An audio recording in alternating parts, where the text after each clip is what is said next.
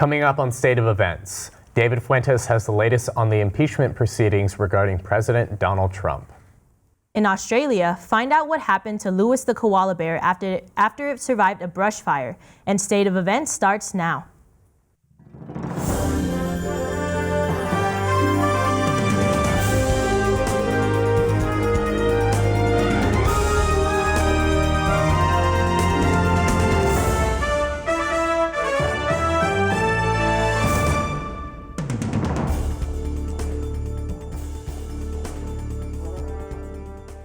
Welcome to State of Events. I'm Dylan Sutherland. And I'm Natasha Casino. Let's get down to our top story for this week. The impeach inquiry into President Trump is reaching new steps. However, the president is nowhere to be found. State of Events correspondent David has the latest events on the President Trump impeachment proceedings. With impeachment looming over his presidency, President Trump left for a NATO trip, expressing his disdain for the House impeachment process occurring this week. This is one of the most important journeys that we make as president. And for them to be doing this and saying this and putting an impeachment on the table, which is a hoax to start off with. Trump continued his criticism on Twitter, tweeting a picture of Air Force One as it took off for the NATO trip and calling the impeachment a hoax and Democrats not nice. Democrats, however, disagree. This White House has blocked us every step of the way and then wants to cry that the process is unfair. So we have more than enough evidence to move forward with impeachment. The week is packed with potential steps to further the impeachment. Yesterday, the House Intelligence Committee reviewed findings to determine whether the president sought a quid pro quo with Ukraine. Today, the House panel votes whether to send the report to the House Judiciary Committee. That same committee has a scheduled hearing tomorrow where they plan on reviewing constitutional grounds for impeachment. House Speaker Nancy Pelosi, who is also in Europe for the United Nations Climate Summit, said she would not comment on the impeachment probe while abroad. We don't talk about the president in a negative way, and we save that for home. It will be a busy week in Washington as Congress and the nation await the president's return. Reporting from San Francisco, David Fuentes Jr., State of Events. About 90 foreign students of a fake university in Detroit created by the Department of Homeland Security have been arrested last week. According to ICE officials, a total of about 250 students have now been arrested since January on immigration violations by ICE as part of a sting operation by federal agents who enticed foreign-born students, mostly from India, to attend the school that marketed itself as offering graduate programs in technology and computer studies. Many of those arrested have been deported to India, while others are contesting their removals. One has been allowed to stay after being granted lawful permanent resident status by an immigration judge. Last Tuesday, the Detroit office of ICE's Homeland Security investigations said nearly 80% were granted voluntary departure and departed the U.S. And now an update on what's been happening in Hong Kong since our last report. Confrontations with police have grown increasingly violent on both ends. For nearly 2 weeks, police have had hundreds of protesters surrounded and besieged inside Hong Kong Polytechnic University. Protesters have kept the police at bay with petrol bombs and arrows, while police have been retaliating using 1,500 rounds of tear gas and close to 2,000 non-lethal bullets in just one day at the university alone. Over those 2 weeks, many protesters tried to slip out through police lines to varying degrees of success, with the final protester escaping successfully Sunday. On the 24th, Hong Kong held its elections for their governing body. This came as a win for protesters, with the city having a 71% voter turnout despite the fears of elections being postponed for safety reasons. Many pro-democracy candidates won positions in the elections while unseating many pro-Beijing incumbents, including some corrupt officials. Trump recently signed a bill they called the Hong Kong Human Rights Act, which requires inspections of Hong Kong by the U.S. to make sure Beijing is upholding its special freedoms. The bill also allows the U.S. to revoke the city's special economic status and impose sanctions or travel bans on individuals found violating this act. This sparked major backlash from Beijing, who in turn imposed sanctions on U.S. human rights organizations and barred the U.S. Navy from visiting Hong Kong. The jury in the trial of Hillsborough match commander David Duckenfield have found him not guilty. Mr. Duckenfield, now 75, was on trial for gross negligence manslaughter of 95 fans who died in a crash at the 1989 Football Association Challenge Cup semifinal. In order to relieve a bottleneck of fans trying to enter the venue, an exit gate was opened by police and more than 3,000 fans were funneled into an area with the capacity of 1,600 people. A group of victims' families filed civil manslaughter charges against Yorkshire Police Supervisors Duckenfield and Murray in 1998. The jury found Murray not guilty in 2000 and deadlocked on Duckenfield. According to the BBC, the Hillsborough disaster is considered the worst sports disaster in British history. Louise Brooks, who lost a brother at Hillsborough, spoke about the ruling. I'm just very let down. Do you know, I'm ashamed to be British. I am ashamed of this country, and things have got to change. I do not want any other family to ever go through what us Hillsborough families have had to go through for almost 31 years. This country is a disgrace, and things have got to change. NFL free agent Terrell Prior is expected to make a full recovery after being stabbed Saturday morning. Prior was taken to UPMC Mercy Hospital around 4:30 a.m. on Saturday in critical condition after being stabbed in the chest and shoulder. Prior was allegedly stabbed by Shalaya Briston, a woman whom he is reportedly dating, and both have been arrested after being described as mutual combatants. Prior is being charged with simple assault, while Briston is being charged with attempted murder and aggravated assault. The two have been reported to have a volatile relationship by witnesses of the incident who know the couple. As we wrap up the busy weekend, State of Events' Jennifer Rios tells us just how much companies benefit from their customers this shopping season. Jennifer?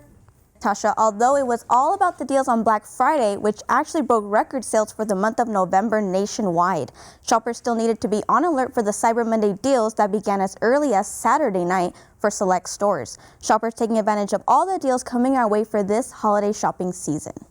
As the holiday shopping season is off and running, showing high numbers heading into the finale of this 5-day weekend. According to Adobe Analytics, consumers spent a combined $11.6 billion online on Thanksgiving Day and Black Friday. Adobe pointing to the compressed calendar this holiday season, just 6 days between Thanksgiving and Christmas than last year. Aside from those Black Friday deals that began as early as Thursday afternoon and ended going into Monday, but the deals did not end there. The shopping season moves into Cyber Monday for consumers as they finish off those items on their shopping list. Retailers recommending for those shoppers to finish their lists early. Some retailers even unveiled their big online deals prior to Cyber Monday, making the consumer shopping experience as easy as shopping from the comfort of your own smartphones, which actually brings up $2.9 billion in mobile sales. According to the National Retail Federation, the big holiday deals won't end with Cyber Monday, but there's no guarantee that specific item you're looking for will get marked down or still be in stock if you wait. There should be great deals all season long. We know consumers are at least expecting to see that. Whether you'll get a better price on an individual item now versus waiting later, that is difficult to say. The National Retail Federation expects more than 68 million consumers to log on and check out those holiday deals come Cyber Monday and the deals to finish out the rest of this 2019 holiday season. Reporting in San Francisco, I'm Jennifer Rios for State of Events. Now, although Black Friday and Cyber Monday are technically over, the deals are not. Many stores are continuing to drop exclusive deals and exciting discounts as we kick off the month of December. Be sure to stay up to date on your favorite stores via their website and subscribe to emails for push alerts on those deals this holiday season. Reporting live in studio, I'm Jennifer Rios for State of Events. Back to you, Natasha. Over Thanksgiving, the Bay Area was hit hard with several inches of rain and strong gusts of wind. Here at State of Events, we want to ensure the safety of everyone, so here are some helpful holiday traveling tips. While the roads are slick, driving slower will decrease the chances of an accident significantly. It will also be helpful to have an emergency preparedness kit in your trunk, complete with a first aid kit, jumper cables, and hazard triangles. While driving at high altitudes, it may be a good idea to bring along some snow chains for your tires. Lastly, give yourself plenty of time to travel to your destination and avoid that rush hour as much as possible. With the wet weather from this past weekend, Highway Patrol had to deal with numerous accidents heading into the Sierras, including this one. We had a hailstorm that went through, and the roadways up here were cold enough that when the hail hit, it stuck and immediately turned into ice. We didn't have any chain control because it happened so fast. California Highway Patrol says icy roads were to blame for jackknife big rigs along Highway 50 in Placerville. At least one of these big rigs was carrying cattle, and cows were all over the roadway after the accident. Luckily, none of them were hurt and all 77 were accounted for. Authorities had to shut down Highway 50 in both directions for a few days last week. Louis the koala, who caught global attention when he was saved from a brush fire, has died. Louis went viral after a video showed a woman running to save him during a New South Wales fires. Tony Doherty, who saved the koala, named him after one of her several grandchildren. Lou was taken to Port Macquarie Koala Hospital for treatment. His burn showed no signs of improvement, and the hospital decided to put Lewis down after inspecting his wounds. Lewis was estimated to be 14 years old.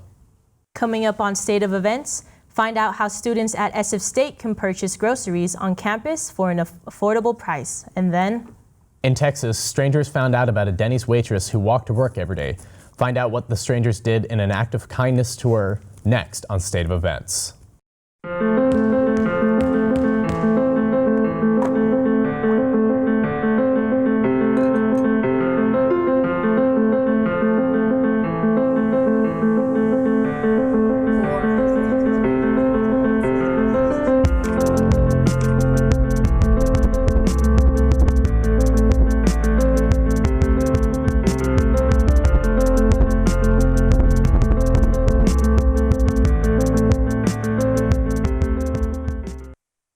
They say this is garbage, useless, out of style. They say that this is obsolete, half forgotten, twice replaced, and then some. You are the re-originator, an innovator, the treasure hunter, master of uncharted territories and pioneered ideas, a voyager. No doubts to break outside the boundaries. You have no boundaries. You have the power to shatter the mold. You. To reshape the rule. A new class. New norm. There is no norm. You're the breath of a new revolution.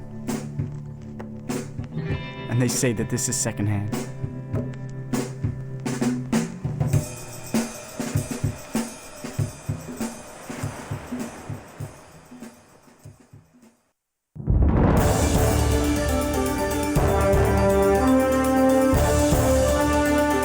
State of Events. I had the opportunity to check out SF State's food pantry, Gator Groceries. Let's take a look. The cost of living in the Bay Area is at an all-time high, which especially takes a toll on college students as they try to balance academics, living expenses, and even providing food for themselves. No student should have to wonder where their next meal is coming from. So the Associated Students at San Francisco State University created a food pantry, Gator Groceries, in response to the need among SF State students for resources to fight food insecurity and the lack of access to affordable, nutritious food. So Gator Groceries is a food program designed to help curb the food insecurity that we found, on campus. So we do distribution every Monday where you get a full bag of groceries, good for the week. Then we also have our emergency meals and snacks at the student center that is able to give emergency meals and snacks to help get people through the week. The food is provided by SF Marin Food Bank. Through Gator Groceries, students can receive 1 week's worth of food, items such as seasonal fruits, vegetables, canned goods, and more. A 2018 California State University study found that 33% of San Francisco State students could not afford to eat balanced meals, 21% cut the size of their meals or skip meals, and 20% were hungry but did not eat. I think Gator Groceries is really helpful. You get free food, you get stuff like apples, crackers. I got peanut butter one time. It's super easy to sign up. You just go online to Gator Groceries, do a quick application. When you show up here, you fill out a little card, you give them your ID, and then you get your free food. Gator Groceries is available to all students with a valid San Francisco State ID. Gator Groceries is on Mondays from 12:30 to 3 in Annex 1, and Wednesdays and Thursdays for emergency meals and snacks from 1 p.m. to 6 p.m. in the Cesar Chavez Student Center. Also, don't forget to bring your reusable grocery bag. In San Francisco, I'm Natasha Casino for State of Events. San Francisco police arrested a man for threatening to shoot up San Francisco State's library. A witness reported he saw an unknown man enter J. Paul Leonard Library carrying a duffel bag, backpack, and cylindrical bag. The man began to yell he was going to shoot up and blow up the library. SF State police officers arrived and detained the man and evacuated the library. The San Francisco Police Department arrived to help search the area and investigate the packages. The packages were deemed non-explosive and safe. The man was booked on 2 felony counts of criminal threats to San Francisco Main County Jail. Monday marked 3 years since the tragic ghost ship fire in Oakland. The UN-permitted building was being used as a living space for artists while also holding concerts. 36 lives were lost in the blaze during a social gathering at the warehouse 3 years ago. The 2 men held responsible, Max Harris, was acquitted by a jury of all 36 counts of involuntary manslaughter in September, while Derek Almena awaits a retrial in March. 855 million pounds worth of diamonds and other historical artifacts were stolen during a violent burglary of Dresden's Green Vault. Such artifact included a major collection created in 1723 by Saxony's ruler Augustus the Strong, composed of jewels and gold as well as priceless diamond-encrusted swords and intricately designed brooches. The thieves, still on the run, removed part of an iron grill on a ground floor window, then smashed the glass to gain access to the building. A Georgia man has been indicted for scamming millions of dollars from a woman in an online romance scam.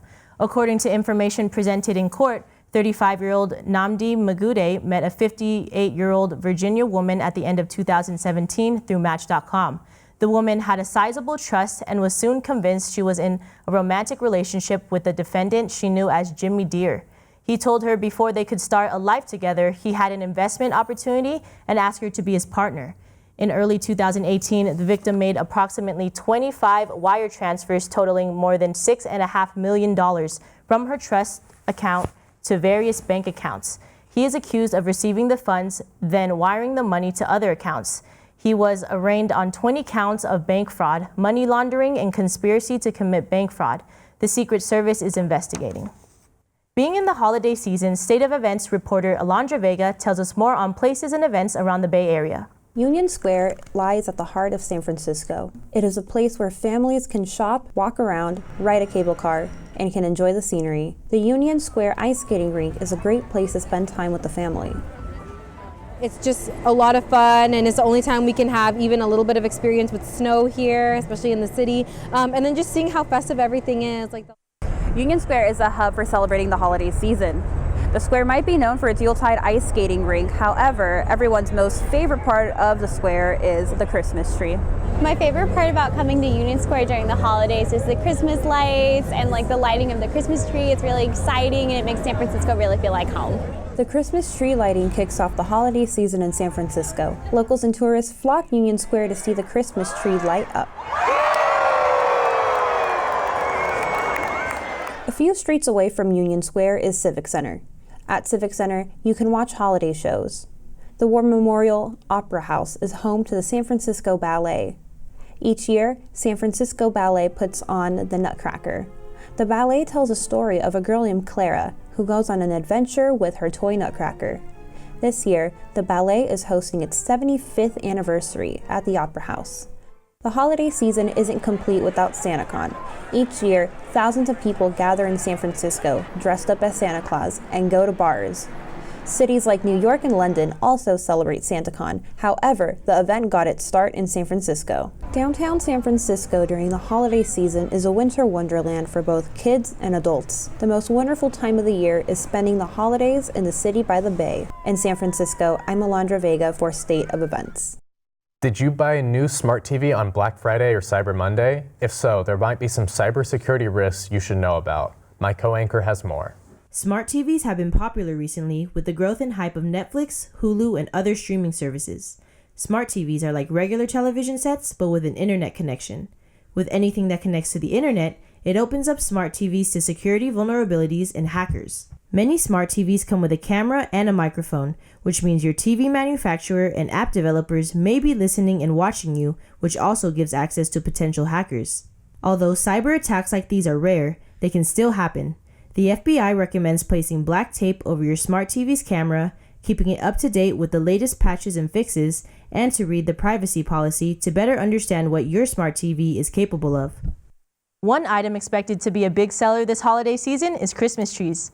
According to the National Christmas Tree Association, Americans bought more trees last year and are expected to again this year.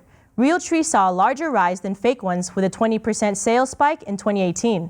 Artificial tree sales rose 12%. Experts say the demand is fueled by millennials who are starting their own families and traditions. Christmas tree prices have also gone up due to lower supply.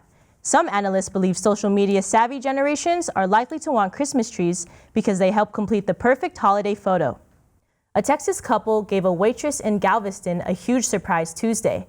They were having breakfast in Denny's, where Adriana Edwards works, and learned she walks 7 miles to work and 7 miles back, a round trip that takes about 5 hours. The couple, who wanted to remain anonymous, decided to do something to help Edwards. So the couple went to Classic Galveston Auto Group and bought her a 2011 Nissan Sentra. Then they drove back to Denny's and presented it to Edwards.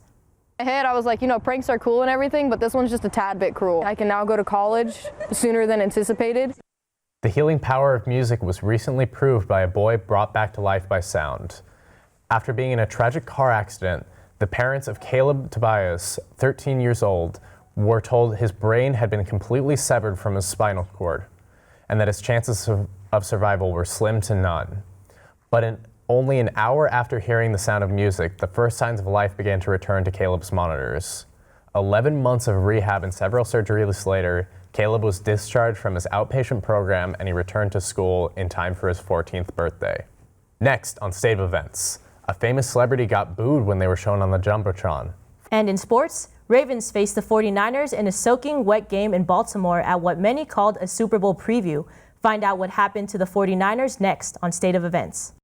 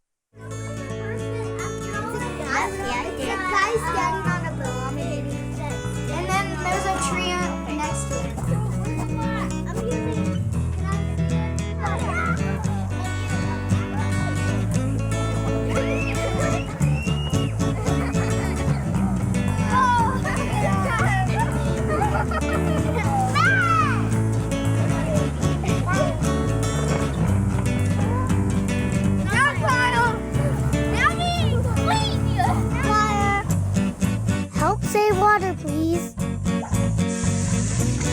Don't forget to turn off the lights. Hey, that goes in the compost bin.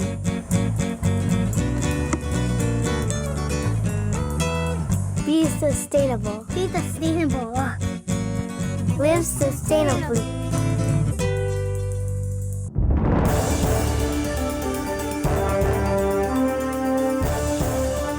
Welcome back to State of Events. Alondra Vega has the latest in entertainment news. Take it away, Alondra. Thanks, guys. It's been an interesting week in the entertainment world, and I have all the deets for you, so let's get right to it. The 2020 Grammy nominations are finally here. There are 84 categories at this year's awards show. Today on State of Events, we'll be looking at the 4 biggest nominations in the general field category: Song of the Year, Record of the Year, Best New Artist, and Album of the Year. Let's take a look at the nominations. Here are the nominations for Song of the Year: Always Remember Us This Way by Lady Gaga, Bad Guy by Billie Eilish, Bring My Flowers Now by Brandi Carlile, Hard Place by Her, Lover by Taylor Swift, Norman Effing Rockwell by Lana Del Rey, Someone You Loved by Louis Capaldi, and Truth Hurts by Lizzo. Now, here are the nominations for Record of the Year: Hey Ma by Bon Iver, Bad Guy by Billie Eilish, 7 Rings by Ariana Grande, Hard Place by Her, Talk by Khalid, Old Town Road by Lil Nas X featuring Billy Ray Cyrus, Truth Hurts by Lizzo, and Sunflower by Post Malone and Sway Lee. So here are the nominations for Best New Artist. Black Pumas, Billie Eilish, Lil Nas X, Lizzo, Maggie Rogers, Rosalia, Tank and the Bangas, and Yola. Here are the nominations for Album of the Year.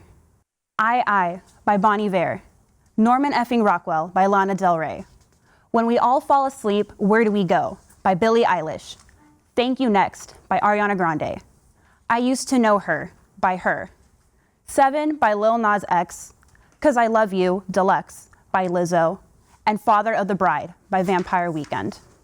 Lizzo, Lil Nas X, and Billie Eilish had an outstanding year in music. Lizzo leads the nominations with 8 Grammy nods, followed by Billie Eilish and Lil Nas X with 6. Who will win the most awards? To see the complete list of nominations from other categories, go to Grammys.com. The 62nd Grammy Awards air on January 26, 2020 on CBS. Rapper Goldlink receives backlash after an Instagram post involving Mac Miller. In a lengthy Instagram post, Goldlink accuses Mac Miller for ripping off one of his songs he showed Miller years ago. Goldlink claims Miller's album, Divine Feminine, is a blueprint from his album called And After That, We Didn't Talk. Goldlink received backlash from social media after the post. Rapper Anderson .Paak called out Goldlink on Instagram. You ain't the first to make an album inspired by a relationship, said Paak. Miller's favorite song from Goldlink's album is called Unique and features Anderson .Paak. Miller featured Anderson .Paak in his album Divine Feminine. Goldlink didn't respond to Paak's post. However, he did speak about it, his own post, in his concert in Hamburg. That's my best friend, said Goldlink. He gave props to Mac Miller for helping him make it in the music industry and for believing in him. Anderson .Paak deleted his Instagram post. Goldlink's post is still up. However, the comments are disabled. The 93rd Macy's Thanksgiving Day Parade kicked off the holiday season. However, the main attraction of the parade almost didn't make an appearance. Gusts of wind swept New York City days before the Thanksgiving Day Parade. Officials worried that high winds would cause the balloons to lose control. 45 minutes before the parade began, balloons got the green light to fly.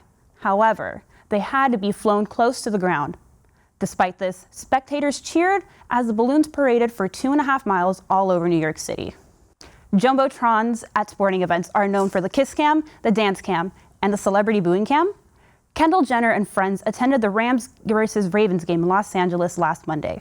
In a segment called Who's in the Rams House, Kendall Jenner is shown on the Jumbotron. Football fans booed and jeered the model as she blew kisses at the camera.